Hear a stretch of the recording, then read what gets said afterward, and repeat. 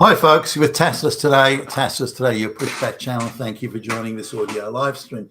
In this essay, I'd like to talk about revisiting that TV series from 25 years ago, The West Wing. For those who don't know, it was a weekly TV series, American-made, West Wing of the White House and everything. And it was about a Democrat president, President Bartlett, and his team in the White House, and the things they did, the problems they dealt with, the challenges, the day-to-day administration of, and the interaction between the parties and so on. Now, it was written by a Jewish writer who was part of a Jewish cabal at the time and very much into social justice type issues. And I'll come back to that in a minute. But, we're talking, Sorkin, Goldberg, Goldman, Shlomo, the list goes on. They're all pretty much every one of them is Jewish, and they're the writers, producers, directors, and financiers of this show. Now, what I didn't realize at the time, I didn't watch every episode years ago, and I'd have been, I don't know how old would I be, late 30s, I suppose, somewhere around there when the show first came out. And if kind of there was nothing on, I had nothing to do, or maybe I was in the middle of doing something on the computer, I'd look at it over my shoulder, that type of thing, and it was on. So I didn't see every episode, but the episodes I saw, there are a few that I quite liked. And maybe there's a social justice sort of thing in me. There was one episode that I did see where there was I think a Korean War veteran who was homeless, and he died on the street, but he'd got a coat that one of the White House staff had given to the social services shop or something like that, and it had the business card in of this guy. So he was contacted by the police saying, "Would you know this dude has died, your relative?" And he organised a state funeral and burial for this guy, using his influence in the White House. But apparently he had to use the name of the president to get it done. And there's an interesting scene where the president says, the character played by Martin Sheen, by the way, who's a real life, screaming lefty activist, and he says, apparently I've organised a funeral for somebody. What else do I need to know? Are we still in NATO?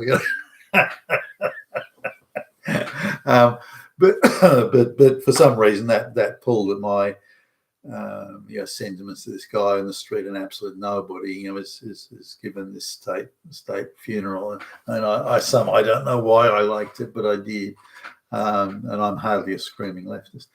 But generally, the show was delivering a leftist social justice message, and one or even two per episode, and very much concerned with social engineering and so on. Now, the primary writer was a screaming leftist activist, and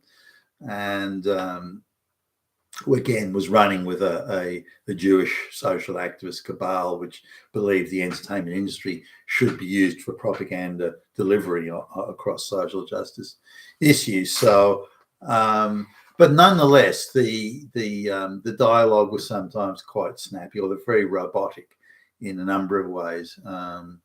The dialogue was yeah, okay, yeah, sure, okay, yeah, okay, all right. And so they've all got this sort of soft, very measured way of speaking to each other than the confected things of outrage when they'll come up with some social justice issue where they have to shout and scream about it. But again, very confected looking. So it didn't really get a whole lot of traction with me in that sense. Does everyone talk that softly? And yeah, okay, yeah. No, they don't. I can't imagine there'd be many conversations in the White House that would be alike. Certainly when you read the inside story of presidential meetings, say during Bill Clinton's time, like, nobody was talking softly or going, yeah, okay, yeah. So, but in order to make them look heroic and morally superior, this was part of the deal. Now, they seemed that they did have an order of business where feminism was the first thing to be promoted, and that was pushed. The person who had the biggest paying job in the private sector before coming and working in the White House was a chick. There'd be young blonde girls with high pitched voices that come in, they'd be introduced in various things, but they were way smarter than any of the guys. I mean, the guys were just minus 5 million IQs compared to so they had this thing of let's present everybody, or let's present people in stereotype caricature, and then we'll just flip the script completely. So little blonde girly, with the long blonde hair and the flattering eyelids and the high pitched voice, who's 5 foot nothing tall. She puts the men in their place. She gets those men in, and she tells them. She puts those Nazis in their place. So that was the feminism was the next thing was the LGBTQ thing. So or didn't really. I wasn't that much of an alphabet back in the days. Even trans wasn't particularly an issue. It was primarily gay, lesbian, and anyone that opposes gay, lesbian marriage is Hitler. That Hitler on steroids. So they had that thing, and then there was the general sort of the race thing came third. They sometimes would flip it between second and third, but it came third. So there'd be why, and this is the propaganda. Why are black kids not doing as well as white kids, for example, at school or in the education system generally? Because they're being held back by racism. Racism is holding them back. Well, is it because they goof off from school and don't bother turning up? They goof off in class. They're low IQ. They come from single mother families where there's 5 kids in the housing projects with the gangs. Is it because of that? No. It's because of evil white racism oppressing them. So if we so there's many episodes, in fact, where the Democrat president is, I'm the education president. Well, what does that mean exactly? Well, to stop the black people being held down by those evil white people. Well, how do you do that? Well, we just give all of them a PhD for nothing. That's how we do it. That creates equality. And so you see the propaganda thread continually through that. And the idea is that Democrats are good people who are inherently good. So say that you support gay marriage, for example, and then you go and premeditated murder a few people, that the murders don't really matter because you're inherently good, because you support gay marriage. Therefore, the murders, well, they can kind of be forgiven because you're basically inherently and intrinsically good. But the Republicans, they are universal, and they're shown this, or people that are against gay marriage, they're universally endemically evil upon evil. There is no redeeming quality among, and they are just evil. So they've got the Democrats misguided, perhaps, but basically good. They want to do good things. Gay marriage, it's a good thing. Yeah, I mean, what, you against that? You fucking Nazi. But the Republicans, or the people on the other side of the debate, they are just purely evil, through and through, top to bottom evil. Now, that's an odd way of portraying your fellow citizens and people who disagree with you. No, you're not disagreeing with me because you have a different point of view. You're disagreeing because you are fucking Hitler, and that's it.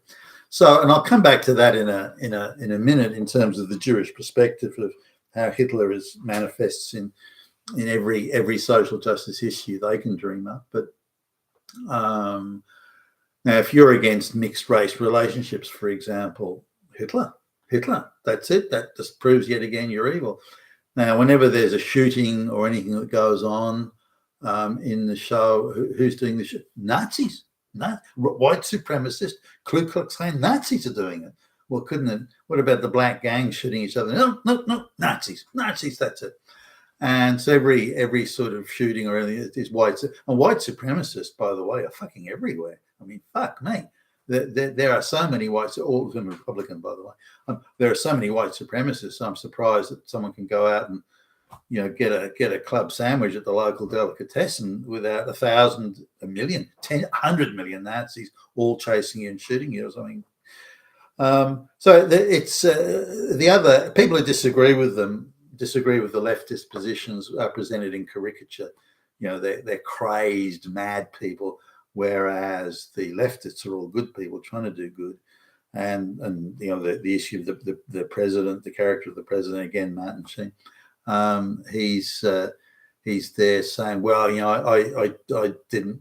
The children, millions of children are malnourished in America, and so I did something for them. I made sure they were able to buy, a pint of milk for 3 cents cheaper than they otherwise would have. I'm fighting back against poverty, fighting back against the evil capitalists that's stopping the children from having nutritious diet. Well, maybe it's because all these, mostly black, but others as well. Maybe it's because the parents or the mother in the single mother house is spending money on drugs and getting high or booze or something, buying low nutrition, high sugar, high salt. Maybe it's that. No, it's it's the evil capitalists that are doing it. So this was constantly throughout the thing, and I looked at a few episodes just over the last few days, and I was amazed at just how heavy-handed the propaganda was. I noticed it before, but now it's more acute, or my recognition of it is more acute. Before, I would sort of put it to one side and just say, okay, it's just part of the storyline. I'll ignore. But you see just how forceful it is. It's being shoved in your face quite aggressively. Now, on the matter of if you look at for example, anyone who's religious is a right-wing Nazi, fascist, white supremacist, KKK. They always make that connection throughout the show, and so they'll cherry pick a couple of lines out of the Bible and say, that means that and they put in the feminism and the gay stuff. The religion doesn't approve of these people. That just shows how they're all Hitler, and that is pushed hard. But I've known quite a lot of Jewish activists, and I remember sitting down, we're having lunch with some, and they came out that, why didn't they stop Hitler? He wrote Mein Kampf, and he said how much he hated the Jews. They should have stopped it. Why didn't they? All you Gentiles are part of it.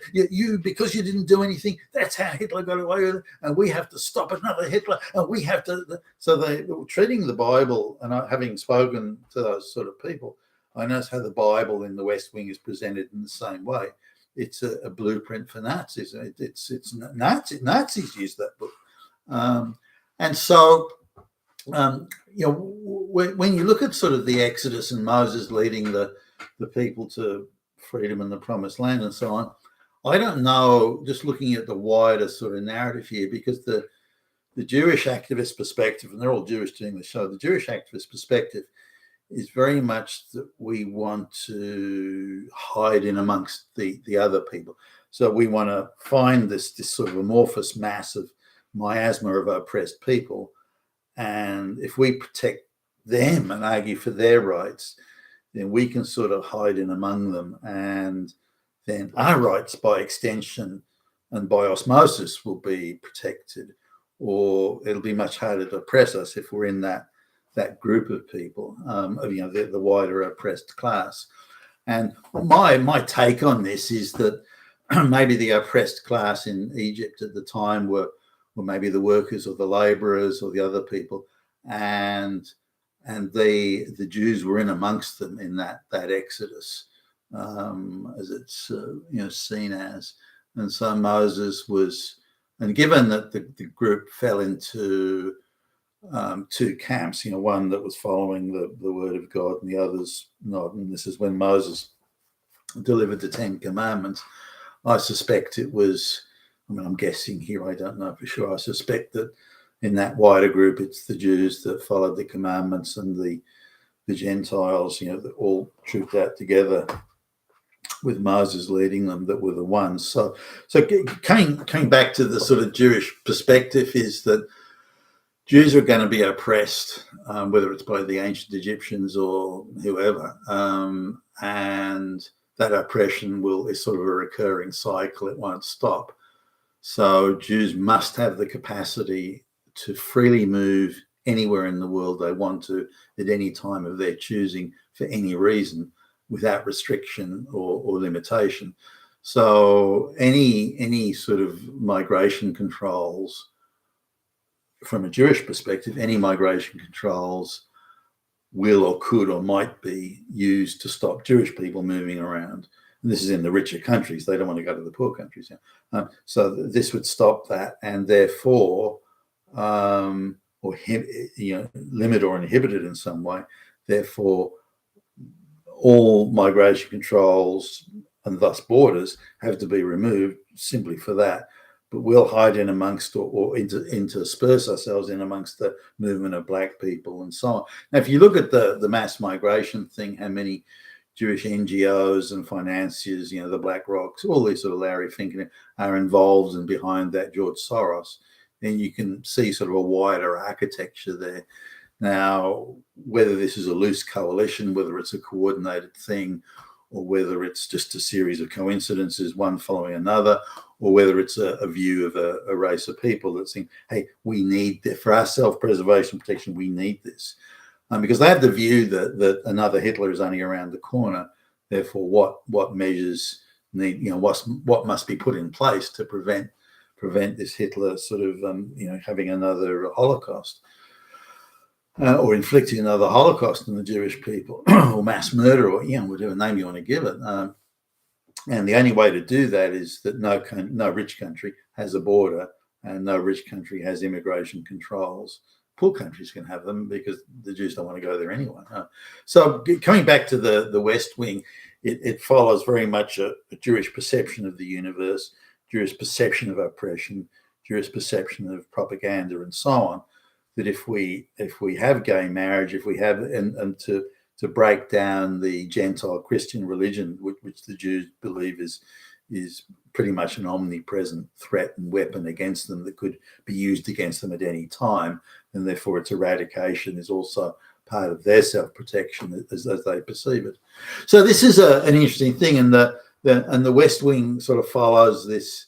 So once you sort of tune into that perception of how does a particular race of people, a group of people, prevent, as they perceive it, put in measures of protection against future oppression, then you can see the run of the propaganda, the structure of the propaganda, and particularly the structure of the propaganda delivery as being very much shaped by those concerns and fears. You've been with Tacitus today, your Pushback channel. Thank you for listening.